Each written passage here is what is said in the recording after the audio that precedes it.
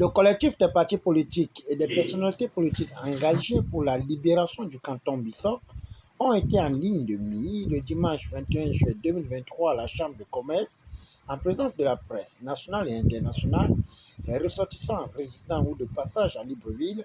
Après une minute de silence, suivi de la présentation du panel, le président Jean-Jérôme Toutoum a planté le décor de la conférence de presse. Du canton Bissau vous remercie d'être venus aussi nombreux à la conférence de presse qu'elle organise ce dimanche 23 juillet 2023 à la Chambre de commerce pour dénoncer publiquement les manigances politiciennes du pouvoir en place en rapport avec les élections générales dont le processus est déclenché depuis plusieurs mois maintenant. En effet, mesdames et messieurs, notre plateforme est née d'un certain nombre d'observations, dont la principale relève de ce que le fondement et le fonctionnement des institutions politico-administratives mises en place après la conférence nationale de 1991 obéissent à une discipline partisane soutenue par une idéologie visant à conserver le pouvoir par tous les moyens. Car, dirigée par des personnes issues d'un même parti politique, j'ai cité le PDG, ceci au détriment de l'ordre et de l'équilibre nécessaires à l'équité, à la paix, à la vérité et à la justice, qui sont des valeurs tirées de notre base culturelle. Or, l'organisation politique d'un pays doit se faire à partir de la culture de ce pays et non pas sur le modèle d'un système étranger comme c'est notre cas maintenant.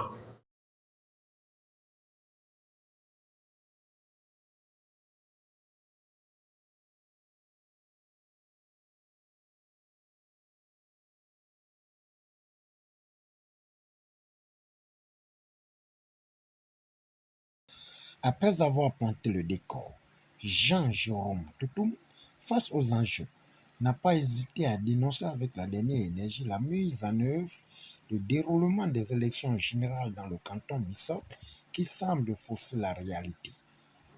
Au canton Bissau, après l'affichage des listes électorales, une rumeur persistante indique que 4 bureaux de vote au lieu d'un seul, comme en 2018, sont créés avec plus de 1500 électeurs au centre de vote d'Akam 1, du village du député sortant, père géniteur du candidat du PDG, contre environ 400 en 2018. Tenant compte de cette rumeur, la plateforme a commis un dossier de justice afin d'aller vérifier les faits allégués et produire un rapport. De ce rapport, il reçoit que seule la liste d'un bureau de vote est affichée avec 425 électeurs, ce qui suscite les quelques questions ci-après. Pourquoi les listes des 3 autres bureaux de vote ne sont pas-elles affichées conformément à la loi? Que cache le non-affichage des autres listes?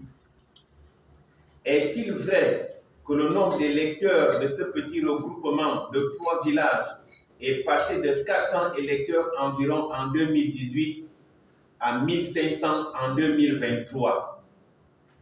Quels sont les nouveaux électeurs? D'où viennent-ils? Aujourd'hui, il nous est impossible de donner des réponses claires et précises à ces interrogations, car la liste électorale définitive n'est pas encore disponible.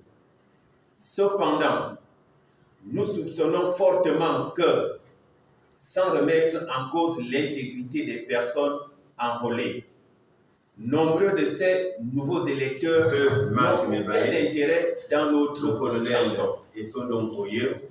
Ce qui compromet sérieusement la paix et la stabilité avant pendant et après le vote. Nous notons que le collectif ne cédera pas à l'imposture et manipulation pour les intérêts de positionnement durant cette période électorale qui fera l'actualité et une vitrine pour le 241.